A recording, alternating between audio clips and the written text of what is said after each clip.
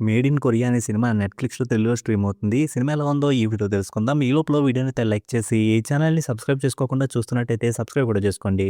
ఈ సినిమా అంతా చూసిన తర్వాత నాకైతే పర్వాలేదనిపించింది. ఈ సినిమా ఇలా ఉంటదని ఫిక్స్ అయిపోయి మీరు చూస్తే మీకు కూడా పర్వాలేదనిపించొచ్చు.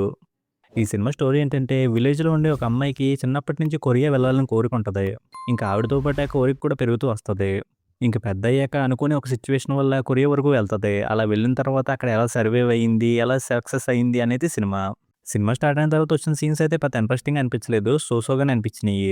ఎప్పుడైతే సినిమాలో హీరోయిన్ ఒక డెసిషన్ తీసుకొని, ఆ డెసిషన్‌తో కొరియా వెళ్ళడానికి ప్లాన్ చేస్తదో, అక్కడి నుంచి సినిమా అయితే కొంచెం ఇంట్రెస్టింగ్‌గా అనిపించింది.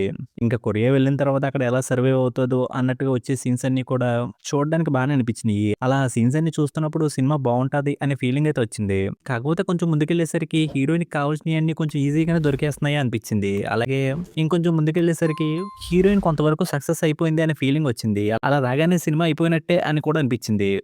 ఇంకక్కడి నుంచయితే సినిమాతో ఉన్న కనెక్షన్ నాకు కట్ అయినట్టు అనిపించింది. ఎందుకంటే ఏదో పార్ట్స్‌గా ముందుకెళ్తున్న ఫీలింగ్ వచ్చింది కానీ, ఏదో ఒక ఫ్లోలో వెళ్తున్నట్టు అనిపించలేదు.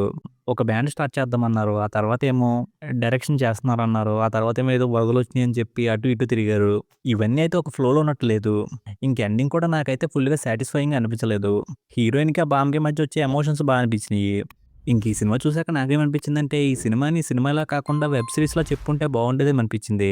ఎందుకంటే సినిమా లాస్ట్‌కొచ్చేసరికి అటు ఇటు హడావిడిగా తిప్పేసి ముగించేసిన ఫీలింగొచ్చింది.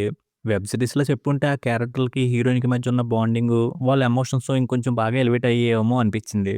ఇంక సినిమాలో వచ్చే సాంగ్స్, బ్యాక్‌గ్రౌండ్ స్కోర్ బావున్నాయి. అలాగే మెయిన్ లీడ్‌గా చేసిన ప్రియాంక మోహన్ గారి పెర్ఫార్మెన్స్ కూడా బావుంది. ఫైనల్‌గా ఈ సినిమాలో ప్లాట్ స్టార్ట్ అయిన దగ్గర నుంచి ఇంట్రెస్టింగ్‌గానే అనిపించిన సెకండ్ హాఫ్ స్టార్ట్ అయిన కాసేపటికి సక్సెస్ అయిపోయినట్టే అనే ఫీలింగొచ్చింది.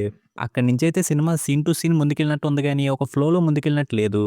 దానివల్ల నేనైతే సినిమాతో కొంచెం డిస్కనెక్ట్ అయ్యాను. అందుకే ఈ సినిమా నాకు ఓకే పర్వాలేదన్నట్టు అనిపించింది. ఇలాంటి సినిమాని చూద్దాం అనుకుంటే మీరు కూడా ఒకసారి ట్రై చేసుకోవచ్చు. ఇక సినిమాలో ఎలాంటి అలర్ట్ కంటెంట్ లేదు కాబట్టి ఫ్యామిలీతో కూడా చూడొచ్చు. ఇంక ఈ సినిమాకి నేనిస్తున్న రేటింగ్ అయితే 2.5 ఔట్ ఆఫ్ 5. ఇక వీడియోకి వచ్చేసే ముందు వీడియోని లైక్ చేసి, ఛానెల్‌ని సబ్స్క్రైబ్ చేసుకోకుండా చూస్తున్నట్టయితే సబ్స్క్రైబ్ కూడా చేసుకోండి.